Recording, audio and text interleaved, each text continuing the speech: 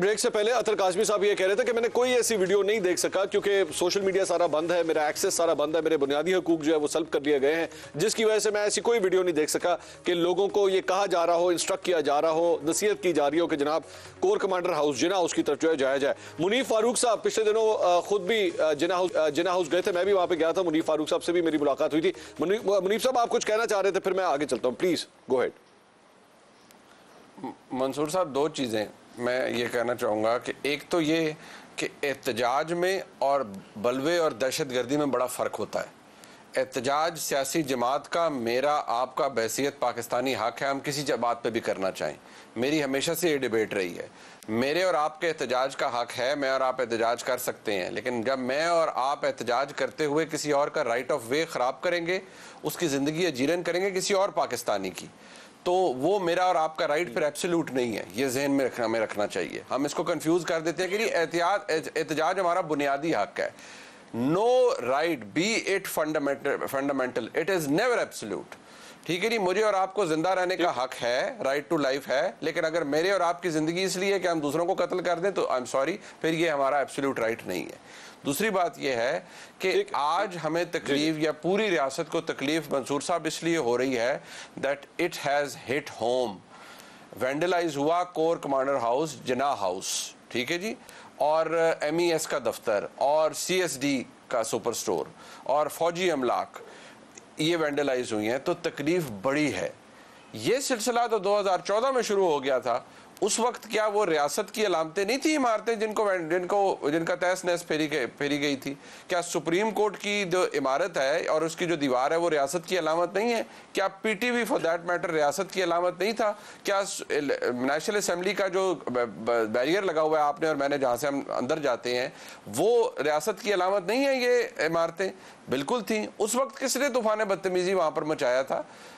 ये सारी इजाजत तो पाकिस्तान तहरीक इंसाफ के कारकुनान को उस वक्त मिली, उन्होंने उसे कंडोन किया। मुझे और आपको मिले तो हमें तो घरों से घसीटते हुए रात को ले जाएंगे और हमारा सॉफ्टवेयर और हार्डवेयर दोनों अपडेट हो जाएगा।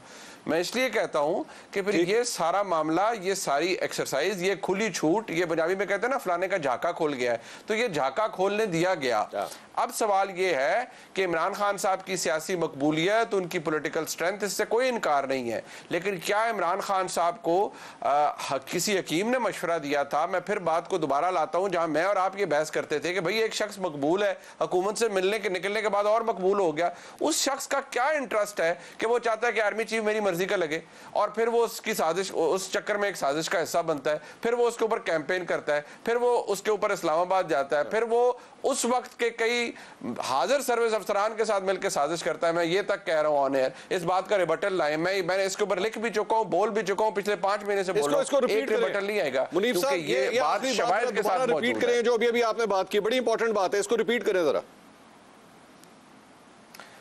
इमरान खान साहब, मंसूर अली खान साहब आज के आर्मी चीफ आसिम मुनीर साहब की अपॉइंटमेंट में रुकावट बनना चाहते थे। उन्होंने उनकी सारी बहस, सारी कैंपेन, सब कुछ, उस वक्त इलेक्शन का दर्द नहीं था, उस वक्त दर्द एक था कि पाकिस्तान के अंदर जो आर्मी चीफ बनना है वो सैयद आसिम मुनीर ना बने, और इमरान खान साहब ने इसके लिए पूरी काविश की। इसके सबूत, इसके शवाहिद मौजूद हैं और वो हर बंदे को पता है और खुद इमरान खान साहब को भी पता है। और मैं आपको ये भी बता दूं, उसका एविडेंस जो मैं आपको बड़ा क्लियर बता देता हूं, गालिबन 15 अगस्त को वो फरिया इदरीस साहिबा को एक इंटरव्यू देते हैं, आप उसका आर्काइव से निकाल लीजिएगा।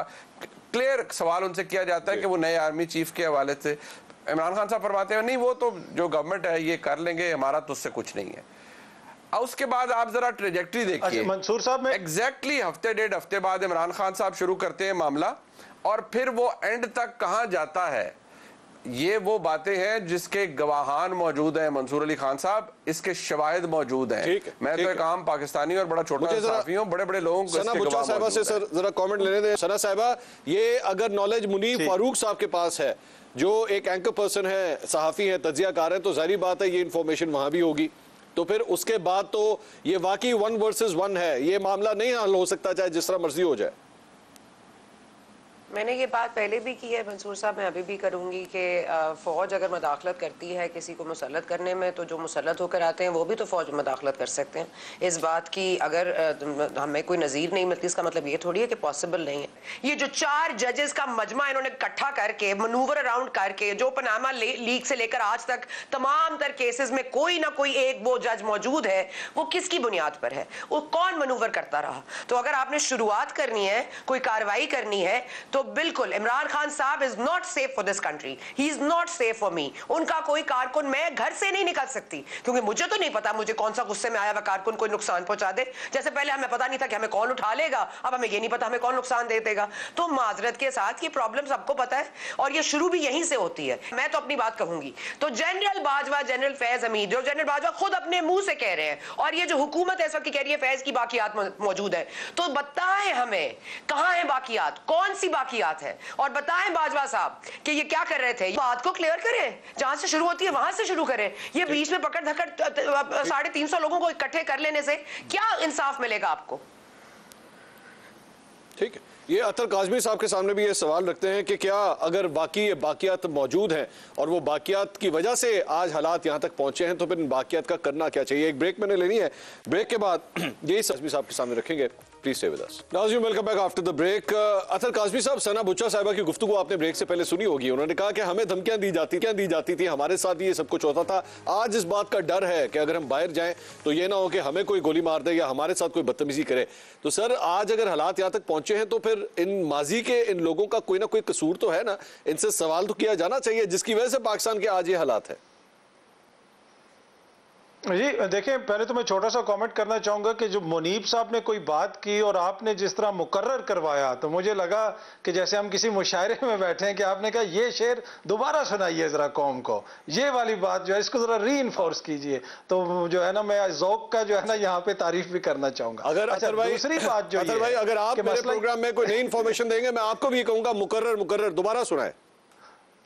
नहीं, मैंने इसीलिए तो कहा कि मैं ज़ौक़ की तारीफ कर रहा हूं ना, कि मतलब कि मुझे पता है, इसलिए तो मैं कह रहा हूं। अच्छा, दूसरी बात यह कि मुनीब साहब ने कहा कि 2014 से ये सिलसिला शुरू हुआ हमलों का। थोड़ा सा मैं इससे एग्री नहीं करता कि 2014 में, सॉरी एग्री करता हूं कि 2014 में भी बहुत कुछ हुआ, लेकिन हम्बली डिसएग्री करूंगा कि 1997 में यही बात दोबारा रिपीट करें सुप्रीम कोर्ट पे जब ये पहले एग्री करता, पहले एग्री नहीं करता, फिर एग्री करता हूं, इसको आप दोबारा रिपीट करें।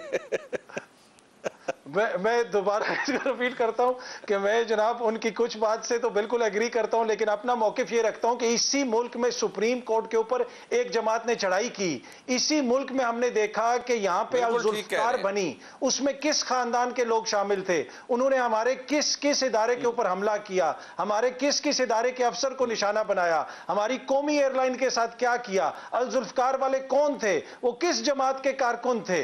क्या ये हमारी तारीख का हिस्सा नहीं है? क्यों मेरी इतनी सिलेक्टिव मेमोरी है कि मैं सिर्फ 2012, 13, 14 तक याद रखूं? मैं उससे इनकार नहीं करता जो कुछ यहां पे होता रहा, लेकिन पीछे भी यहां पे बहुत कुछ होता रहा। दूसरी बात यह है कि अगर किसी की बाकियात हैं तो ये जो हुकूमत है, आप बाकियात क्यों, आपका प्रेजेंट ही आपके सामने है, इनको लेके कौन आया है इस हुकूमत को? बाकियात पे आप किधर जा रहे हैं? अभी ये जो सामने आपकी हुकूमत है ये कहती है कि हमें अंदर से पैगाम आया था कि तहरीक अदम एतमाद लेके आओ, नहीं तो कोई ऐसा बंदा आ जाएगा कि बड़े मसाइल होंगे, ये होंगे। ये हुकूमत किसकी सहूलतकारी से आई है ये हमें नहीं पता। बाकियात अगर कोई है किसी की, तो वो तो ये हुकूमत है। आप बताएं अतर भाई, आप बताएं किसकी सहूलतकारी से आई है? अतर भाई बताइए, नाम लीजिए, बताएं कि किसकी सहूलतकारी से आई है, बताएं।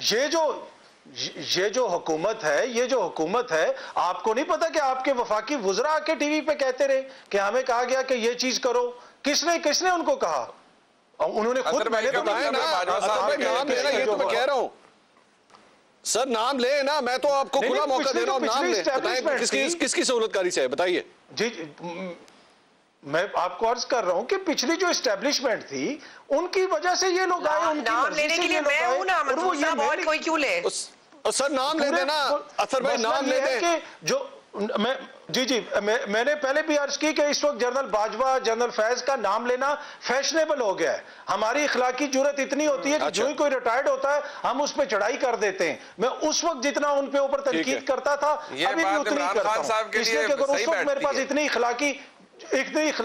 उस वक्त अगर मुझ पे उतनी इखलाकी जुर्रत नहीं थी कि मैं उनका नाम ले सकूं तो मैं अभी भी उनका नाम नहीं लूंगा, इसलिए कि मेरी इखलाकी जुर्रत तब भी उतनी होती है और आज भी उतनी है। माजरत के साथ मंजूर साहब इनको प्लीज बता दीजिए मेरी अगर थोड़ा सा ये सना मुचा साहिबा तो बाकी नाम लिया करती थी, ये फैक्ट है, मेरे अपने प्रोग्राम में लेती थी। अतर भाई ये वो लेती थी। आप मैं अच्छा चले, आप अगर नहीं लेना चाहते, क्या आपने अभी थोड़ी देर पहले जो बात कही, मैं आपके लिए हेल्प कर देता हूं। जो बात आपने कही, आप ये कह रहे थे माजी की एस्टैब्लिशमेंट जनरल बाजवा का कह रहे थे कि जनरल बाजवा की सहूलतकारी की वजह से ये हुकूमत आई है, ये क्लियर कर दीजिए। चले जी, उसमें उनका एस्टेब्लिशमेंट, उस वक्त की एस्टेब्लिशमेंट का किरदार था। उनके साथ मुलाकातें होती रही, शहबाज शरीफ साहब की मुलाकात हुई, मलिक अहमद खान साहब के राब्ते रहे, और ये तो एक खुली किताब है। ये आप किसी भी सहाफी से पूछ लें तो वो आपको एक एक चीज बता देगा। अच्छा ठीक है, इसलिए कि वो आ गया। अतर भाई अब एक और बात भी क्लियर कर दें, एक और बात भी अब क्लियर कर दें, एक और बात भी क्लियर कर दें। 2018 के इलेक्शंस इमरान खान साहब हुकूमत में आते हैं, क्या उस वक्त जनरल बाजवा की सहूलतकारी मौजूद थी? 100% मौजूद थी। उस वक्त एस्टेब्लिशमेंट इमरान खान साहब के साथ खड़ी थी, लेकिन इमरान खान पॉपुलर वोट लेके आया था, यह फर्क है। अभी जो सियासी कुशन इमरान खान ने उनको फराम किया, 3 साल उनके ऊपर इल्जाम लगते रहे, लेकिन चीजें इस नहज पे नहीं पहुंची क्योंकि इमरान खान के साथ अवामी सपोर्ट थी। इन लोगों का मसला यह है कि इनके साथ अवामी सपोर्ट नहीं है, सियासी कुशन खत्म हो गया, इसलिए तो अतर भाई 2022 में जो वोट ऑफ नो कॉन्फिडेंस हुआ था, वो जो 2022 में वोट ऑफ नो कॉन्फिडेंस हुआ था, वो जो जिन नुमाइंदों ने नेशनल असेंबली में वोट डाला था, वो भी अवामी नुमाइंदे ही थे ना फिर? जी जी बिल्कुल अवामी नुमाइंदे थे। और वो उनको जिस तरीके से अलहदा किया गया था, बाप पार्टी को अचानक उनको एकदम से याद आया कि हमने किसी और तरफ जाना है, एमक्यूएम को भी अचानक से याद आ गया, काफ लीग भी अचानक से टूट गई। ये सारे जमहूरी फैसले थे। सर भाई आप मेरा काश ये प्रोग्राम 2 घंटे का होता तो ये डिबेट बड़े मजे की थी।